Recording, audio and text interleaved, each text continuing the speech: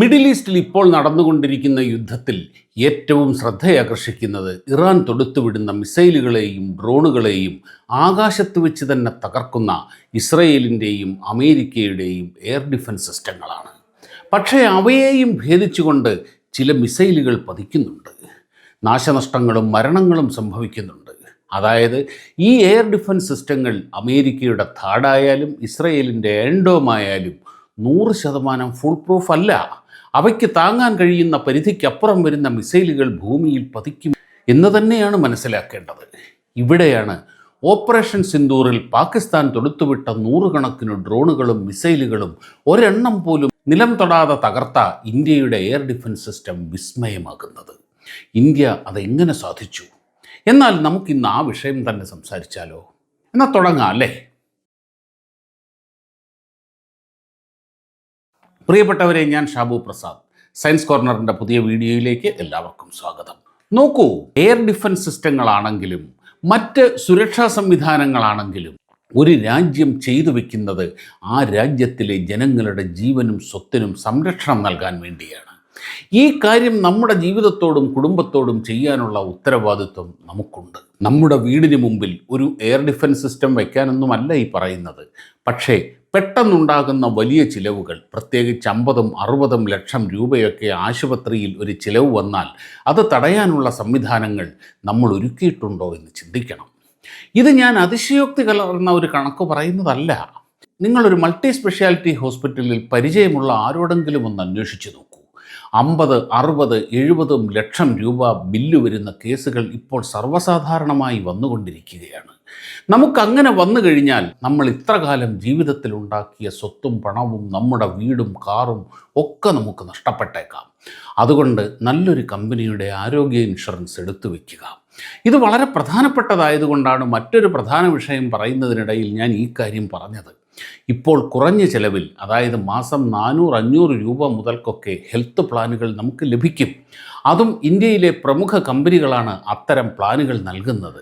അങ്ങനെ ഇന്ത്യയിലെ തന്നെ പ്രമുഖ കമ്പനികളിൽ നിന്ന് ഇഷ്ടമുള്ള ഒരു പോളിസി നിങ്ങൾക്ക് തിരഞ്ഞെടുക്കാനുള്ള ലിങ്ക് ഈ വീഡിയോയുടെ ഡിസ്ക്രിപ്ഷനിലും കമൻറ്റിലും ഞാൻ കൊടുക്കുന്നുണ്ട്. അവിടെ നിന്ന് 1 കോടി രൂപ വരെ കവറേജുള്ള പ്ലാനുകൾ എടുക്കാം.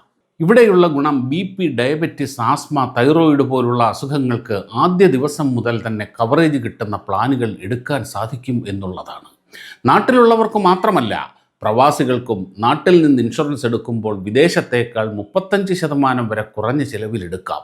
ഇനി ഒരു ക്ലെയിം ആവശ്യം വന്നാൽ വെറും 30 മിനിറ്റിനുള്ളിൽ ക്ലെയിം സപ്പോർട്ടും നിങ്ങൾക്ക് ലഭിക്കും. അപ്പോൾ ഇനിയും നിങ്ങൾ വൈകിപ്പിക്കരുത്. ഇന്ന് നിങ്ങൾ 5 ലക്ഷം രൂപ കൊടുക്കുന്ന ഒരു ട്രീറ്റ്മെൻറ്റിന് 15 വർഷം കഴിയുമ്പോൾ 35-40 ലക്ഷമൊക്കെ ആയിരിക്കും ചിലവ് വരുന്നത്. കാരണം നമ്മുടെ നാട്ടിലെ ഹെൽത്ത് ഇൻഫ്ലേഷൻ തന്നെ 14%. അതുകൊണ്ട് കുടുംബത്തിനു വേണ്ടി നല്ല കമ്പനിയുടെ അത്യാവശ്യം കവറേജുള്ള ഒരു ഹെൽത്ത് പോളിസി തന്നെ എടുത്തു വയ്ക്കുക. ഇപ്പോൾ ഈ വീഡിയോയുടെ ഡിസ്ക്രിപ്ഷനിലും കമൻറ്റിലുമുള്ള ലിങ്കിൽ പോയാൽ 25% വരെയൊക്കെ ഡിസ്കൗണ്ടിൽ ഹെൽത്ത് ഇൻഷുറൻസ് എടുക്കാൻ സാധിക്കും. അല്ലെങ്കിൽ സ്ക്രീനിൽ കാണുന്ന QR കോഡ് സ്കാൻ ചെയ്താലും മതി. ശരി, നമുക്ക് വീഡിയോയുടെ വിഷയത്തിലേക്ക് വരാം. കഴിഞ്ഞ കുറച്ച് നാളുകളായി ഇസ്രയേലിൻ്റെ അയൺ ഡോം എന്ന വ്യോമപ്രതിരോധ സംവിധാനത്തിൻ്റെ പ്രവർത്തനം കണ്ട് നമ്മൾ അത്ഭുതപ്പെട്ടിട്ടുണ്ട്. ഹമാസ് അയക്കുന്ന റോക്കറ്റുകൾ ഏതാണ്ട് മുഴുവൻ ആകാശത്ത് വെച്ച് തന്നെ നിർവീര്യമാക്കുന്ന സംവിധാനമാണത്. പക്ഷേ യാതൊരു ആധുനിക സംവിധാനങ്ങളുമില്ലാത്ത വെറും ഇരുമ്പ് പൈപ്പുകൾ കൊണ്ടുണ്ടാക്കുന്ന ഹമാസിൻ്റെ പ്രാകൃത റോക്കറ്റുകൾ പോലെയല്ല ഇറാൻ അയക്കുന്ന മിസൈലുകളും ഡ്രോണുകളുമൊക്കെ. അതുകൊണ്ട് തന്നെ പലപ്പോഴും അയൺ ഡോമും താഡുമൊക്കെ പരാജയപ്പെടുന്നത് നമ്മൾ കാണുന്നുണ്ട്. ഇറാൻ്റെ കൈവശമുള്ള മിസൈലുകളേക്കാൾ മാരകമായതാണ് പാകിസ്ഥാൻ്റെ കൈവശമുള്ള ഗൈഡഡ് മിസൈലുകളും ഡ്രോണുകളും വിമാനങ്ങളും മിസൈലുകളുമൊക്കെ. അവയെ പ്രതിരോധിക്കാൻ അയൺ ഡോം പോലുള്ള സംവിധാനം അപര്യാപ്തമാണ്. ഓപ്പറേഷൻ സിന്ദൂറിലെ ഹീറോയായി വിലയിരുത്തപ്പെടുന്നത് ഇന്ത്യ റഷ്യയിൽ നിന്ന് വാങ്ങിയ എയർ ഡിഫൻസ് സിസ്റ്റമായ S-400 ആണ്. ശരിയാണ്, S-400 ലോകത്തിലെ ഏറ്റവും മികച്ച എയർ ഡിഫൻസ് സിസ്റ്റമാണ്. 600 കിലോമീറ്റർ റേഡിയസിൽ വരുന്ന ഏത് പറക്കും വസ്തുക്കളെയും അവൻ തിരിച്ചറിയും. ഒരേ സമയം 300 ലക്ഷ്യങ്ങളിലേക്ക് വരെ മിസൈൽ തൊടുത്ത് നിർവീര്യമാക്കും. ഹൈപ്പർസോണിക് സ്പീഡിൽ വരുന്ന വസ്തുക്കളെ പോലും ഇവന് തകർക്കാൻ കഴിയും. S-400ൻ്റെ പ്രധാന സവിശേഷത അതിൻ്റെ റഡാറുകളാണ്. ദൂരെയുള്ളതിനെയും അടുത്തുള്ളതിനെയും എല്ലാം അവയുടെ വലിപ്പം, വേഗത, ദിശ, സ്വഭാവം എല്ലാം തിരിച്ചറിഞ്ഞാണ് എന്ത് പ്രതിരോധമാണ് വേണ്ടത് എന്ന് തീരുമാനിക്കുന്നത്. ചെറിയ ലക്ഷ്യങ്ങൾ, അതായത് ഡ്രോണുകൾ പോലുള്ളവയ്ക്കൊക്കെ ചെറിയ മിസൈൽ മതിയാകും. അങ്ങനെ സ്വഭാവം മാറുന്നതിനനുസരിച്ച് 4 തരത്തിലുള്ള മിസൈലുകളിൽ നിന്ന് അനുയോജ്യമായവ തിരഞ്ഞെടുത്ത് പ്രയോഗിക്കും. എന്നാൽ ലോകത്തിലെ ഏറ്റവും മികച്ച ഈ എയർ ഡിഫൻസ് സിസ്റ്റവും അതിൻ്റെ സാച്ചുറേഷൻ പരിധിക്കപ്പുറത്ത് പരാജയപ്പെട്ട സന്ദർഭങ്ങൾ ഉണ്ടായിട്ടുണ്ട്. റഷ്യ ഉക്രൈൻ യുദ്ധത്തിൽ അനേകം S-400 സിസ്റ്റം ഉക്രൈൻ തകർത്തിട്ടുണ്ട്. റഷ്യയുടെ ഈ S-400 കോട്ട ഭേദിച്ചുകൊണ്ട് അവരുടെ പ്രധാന സൈനിക കേന്ദ്രങ്ങളിലും ഉക്രൈൻ വിജയകരമായി ഡ്രോൺ മിസൈൽ ആക്രമണം നടത്തുകയും ചെയ്തു. അതായത് S-400 പോലും 100% സുരക്ഷ നൽകുന്നില്ല. അപ്പോൾ ഓപ്പറേഷൻ സിന്ദൂറിൽ എന്താണ് ഇന്ത്യ ചെയ്തത്? എന്തുകൊണ്ടാണ് അതിവിശാലമായ ആകാശാതിർത്തിയിലൂടെ പാകിസ്ഥാൻ കിണഞ്ഞു ശ്രമിച്ചിട്ടും വിജയകരമായി ഒരു ആക്രമണം പോലും നടത്താൻ കഴിയാതിരുന്നത്? ഉത്തരം ഒന്നേയുള്ളൂ. S-400 മാത്രമായിട്ടല്ല നമ്മുടെ ആകാശത്ത് ഈ വൻകോട്ട കിട്ടിയിരിക്കുന്നത് എന്നതാണ്. റഷ്യയിൽ നിന്ന് വാങ്ങിയ ഈ വമ്പൻ സിസ്റ്റത്തിൽ ഇന്ത്യയുടെ സുരക്ഷാ മാനദണ്ഡങ്ങൾ അനുസരിച്ചുള്ള വലിയ ടെക്നോളജിക്കൽ കസ്റ്റമൈസേഷൻ വരുത്തിയിട്ടുണ്ട്. ഇന്ത്യ ഫ്രാൻസിൽ നിന്നും ഇസ്രയേലിൽ നിന്നും യൂറോപ്പിൽ നിന്നുമെല്ലാം മിസൈലുകളും റഡാറുകളും വാങ്ങിയിട്ടുണ്ട്. ഇവ പല കേന്ദ്രങ്ങളിൽ ഭൂമിയിലും ആകാശത്ത് പറക്കുന്ന വിമാനങ്ങളിലും ഘടിപ്പിച്ചിട്ടുണ്ട്. ഇവയെ എല്ലാം ഇൻ്റഗ്രേറ്റ് ചെയ്തുകൊണ്ടുള്ള പല ലെയറുകളുള്ള സംവിധാനമാണ് ഇന്ത്യയുടെ എയർ ഡിഫൻസ്. തികച്ചും വ്യത്യസ്തമായ ടെക്നോളജികൾ ഉപയോഗിക്കുന്ന സ്വതന്ത്രമായി വളർന്ന സംവിധാനങ്ങളെ കൂട്ടിയിണക്കുക എന്നത് അപാരമായ സാങ്കേതിക വൈഭവം ആവശ്യമായ കാര്യമാണ്. ഇങ്ങനെ ലോകത്തിലെ പല രാജ്യങ്ങളിൽ നിന്ന് പ്രൊക്വയർ ചെയ്ത ആയുധങ്ങളും ടെക്നോളജികളും ഏകോപിപ്പിച്ച് അവയെ ഒരു കമാൻഡിന് കീഴിൽ ഇൻ്റഗ്രേറ്റ് ചെയ്ത് ആകാശ് ധിർ എന്ന സംവിധാനമാണിത്. ഷിൽക്ക, ആകാശ്, ബറാഖ് അങ്ങനെ നിരവധി എയർ ഡിഫൻസ് സിസ്റ്റങ്ങൾ S-400മായി ഇൻ്റഗ്രേറ്റ് ചെയ്ത ഒരു വമ്പൻ സെറ്റപ്പാണിത്. ഷിൽക്ക എന്നത് സ്വയം പ്രവർത്തിക്കുന്ന ശക്തിയേറിയ ഒരു തോക്കാണ്. ആകാശ്, ബറാഖ് എന്നിവ മീഡിയം റേഞ്ചിലുള്ള, അതായത് 4.5 മുതൽ 70 കിലോമീറ്റർ വരെ റേഞ്ചുള്ള സിസ്റ്റങ്ങളാണ്. ബറാഖ് ഡെവലപ്പ് ചെയ്തത് ഇസ്രയേലും ഇന്ത്യയും ചേർന്നാണ്. കൂടാതെ ഷോർട്ട് റേഞ്ചിലുള്ള സ്പൈഡർ, ഇഗ്ല തുടങ്ങിയ അനേകം സിസ്റ്റങ്ങളുടെ ഒരു ഭീമൻ ഇൻ്റഗ്രേറ്റഡ് സിസ്റ്റമാണ് നമ്മുടെ ആകാശത്ത് കോട്ട കെട്ടി നിൽക്കുന്നത്. S-400ൻ്റെ റഡാർ ദൂരെയുള്ള ഒരു ലക്ഷ്യത്തെ തിരിച്ചറിഞ്ഞാൽ അത് അടുത്തെത്തുമ്പോഴേക്ക് ഏത് സിസ്റ്റം, ഏത് ആമിനേഷൻ ഉപയോഗിക്കണം എന്ന് തീരുമാനിക്കും. പതുക്കെ പറക്കുന്ന ഡ്രോണുകൾക്ക് ശിൽക്ക മതിയാകും. എന്നാൽ വിമാനങ്ങളാണെങ്കിൽ ആകാശ്, ബറാഖ് എന്നിവ വേണ്ടിവരും. മീഡിയം, ലോങ് റേഞ്ച് മിസൈലുകൾക്കും ഇവ ഉപയോഗിക്കാം. വിമാനം, വേഗത എന്നിവയ്ക്കനുസരിച്ച് ചിലപ്പോൾ S-400ൻ്റെ ഭാഗമായ മിസൈലുകളും ഉപയോഗിക്കും. Ballistic missile, cruise missile, hypersonic എന്നിവയ്ക്ക് S-400ൻ്റെ ലോങ് റേഞ്ചിലുള്ള 40N6E, 48N6DM, 48N6E3 എന്നിവ തന്നെ ഉപയോഗിക്കണം. ഇവിടെ പ്രധാനം ആക്രമണ ലക്ഷ്യങ്ങളെ കൃത്യമായി കണ്ടെത്തുക, അവയുടെ സ്വഭാവം, വേഗത ഒക്കെ മനസ്സിലാക്കി ഉചിതമായ സമയത്ത് തീരുമാനമെടുത്ത് അവയെ തകർക്കുക എന്നതാണ്. ഇങ്ങനെയുള്ള സംവിധാനമല്ല ഇസ്രയേൽ ഉപയോഗിക്കുന്നത്.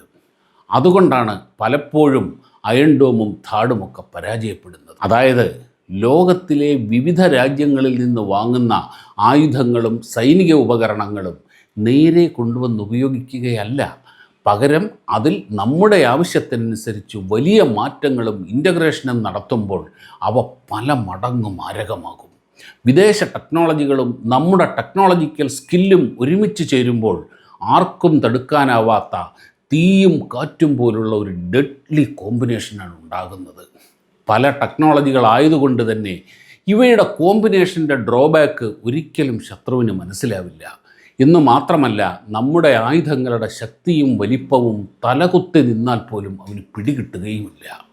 ഉദാഹരണത്തിന് ചൈനയ്ക്കുമുണ്ട് S-400, എന്നാൽ അത് റഷ്യയിൽ നിന്ന് വാങ്ങി നേരെ ഉപയോഗിക്കുകയാണ്. അവരുടെ രീതി ഇങ്ങനെ വാങ്ങുന്ന ഉപകരണങ്ങൾ അഴിച്ച് പഠിച്ച് റിവേഴ്സ് എഞ്ചിനീയറിങ്ങിലൂടെ അതേപോലെ സ്വന്തമായി ഉണ്ടാക്കുക എന്നതാണ്. അങ്ങനെയാണ് അവർ സുഖോയ് വിമാനങ്ങൾ വാങ്ങി അഴിച്ചു പഠിച്ച് J-10, J-11 തുടങ്ങിയ വിമാനങ്ങൾ ഉണ്ടാക്കിയത്. എന്നാൽ അവ യഥാർത്ഥ സുഖോയ് വിമാനങ്ങളുടെ 7 അയലത്തുപോലും എത്താത്ത വെറും കോപ്പികൾ മാത്രമാണ്. എന്നാൽ ഇന്ത്യ സുഖോയ് വിമാനങ്ങളിൽ വലിയ പരിഷ്കാരങ്ങൾ വരുത്തി. ഇന്ത്യൻ ആയുധങ്ങളും റഡാറുകളും അതിൽ ഇൻ്റഗ്രേറ്റ് ചെയ്തു. സുഖോയ് വിമാനങ്ങളിൽ ബ്രഹ്മോസ് മിസൈൽ ഘടിപ്പിച്ചു. അപ്പോൾ സുഖോയ് വിമാനങ്ങളുടെയും ബ്രഹ്മോസിൻ്റെയും പ്രഹരശേഷി അനേക മടങ്ങ് വർദ്ധിക്കുകയാണ് ചെയ്തത്. Chinese military അനലിസ്റ്റായ long Singh Joon ഒരിക്കൽ നിരീക്ഷിച്ചത് ഇങ്ങനെയാണ്: ഇന്ത്യയുടെ ആയുധങ്ങൾ ഒരു കോക്ടെയിൽ പോലെയാണ്. അതിൻ്റെ രുചിയും വീര്യവും പുറത്തു നിന്നൊരാൾക്ക് പെട്ടെന്ന് മനസ്സിലാക്കാൻ കഴിയില്ല. പാശ്ചാത്യ സാങ്കേതിക വിദ്യയും റഷ്യൻ കരുത്തും ഇന്ത്യൻ സോഫ്റ്റ്വെയറും ചേരുമ്പോൾ അത് ലോകത്തിലെ ഏറ്റവും അപകടകരമായ ഒരു പ്രതിരോധ കവചമായി മാറും. ഇങ്ങനെയൊരു പ്രതിരോധ തന്ത്രം ലോകത്തൊരു രാജ്യവും നടപ്പാക്കിയിട്ടില്ല. അതുകൊണ്ട് തന്നെ ഇന്ത്യയുടെ മിലിറ്ററി കരുത്തിൻ്റെ ഡെപ്ത് എത്രയെന്ന് കണക്കാക്കാൻ ആർക്കും കഴിയില്ല. ഇങ്ങനെ നിരവധി സിസ്റ്റങ്ങൾ ഏകോപനത്തോടെ പ്രവർത്തിക്കുന്നത് കൊണ്ടാണ് ഒറ്റ പാകിസ്ഥാൻ ഡ്രോണിനും വിമാനത്തിനും മിസൈലിനും അന്ന് നിലം തൊടാൻ കഴിയാതെ പോയത്. അതായത് പടത്തലവൻ മാത്രം വിചാരിച്ചാൽ യുദ്ധം ജയിക്കില്ല. പടത്തലവൻ, പടയാളികൾ, ആയുധങ്ങൾ എല്ലാം കൃത്യമായി കൃത്യസമയത്ത് വേണ്ടത് ചെയ്താൽ മാത്രമേ പോരാട്ടം ഫലം കാണുകയുള്ളൂ. S-400 പടത്തലവനാണ്. അവൻ്റെ ഒപ്പം ഒറ്റ മനസ്സായി മേൽപ്പറഞ്ഞതെല്ലാം കൂടിയാണ് ഭാരതത്തിൻ്റെ ആകാശത്തിന് കാവൽ നിൽക്കുന്നത്. അപ്പോൾ രാജ്യങ്ങൾക്ക് സ്വന്തമായി ഇത്തരം പ്രതിരോധ സംവിധാനങ്ങൾ ഉള്ളതുപോലെ നമ്മുടെ സമ്പത്തിനെ സംരക്ഷിക്കാൻ നമ്മൾ തീർച്ചയായും ഒരു ആരോഗ്യ ഇൻഷുറൻസ് എടുത്തു വയ്ക്കണം. അത് അത്രയും പ്രധാനപ്പെട്ടതുകൊണ്ട് ഞാനിത് വീണ്ടും ഓർമ്മിപ്പിക്കുകയാണ്. അല്ലെങ്കിൽ ഭാവിയിൽ നല്ല ആശുപത്രികളിൽ നല്ല ചികിത്സ ലഭിക്കാൻ ബുദ്ധിമുട്ടാകും. അതുകൊണ്ട് ഇപ്പോൾ ചെലവ് കുറച്ച് മികച്ച കമ്പനിയുടെ ആരോഗ്യ ഇൻഷുറൻസ് 25% വരെ ഡിസ്കൗണ്ടിൽ എടുക്കാനുള്ള ലിങ്ക് ഡിസ്ക്രിപ്ഷനിലും കമൻറ്റിലും ഞാൻ കൊടുക്കുന്നുണ്ട്. അല്ലെങ്കിൽ സ്ക്രീനിൽ കാണുന്ന QR കോഡ് സ്കാൻ ചെയ്താലും മതി. വീഡിയോ കണ്ട എല്ലാ പ്രിയപ്പെട്ടവർക്കും ഒരുപാട് നന്ദി. വീഡിയോ ഇഷ്ടപ്പെട്ടാൽ ലൈക്കും കമൻറ്റും ഷെയറും എല്ലാം ചെയ്യുമല്ലോ. മറ്റൊരു സയൻസ് വീഡിയോയുമായി ഉടനെ കാണാം. നന്ദി, നമസ്കാരം.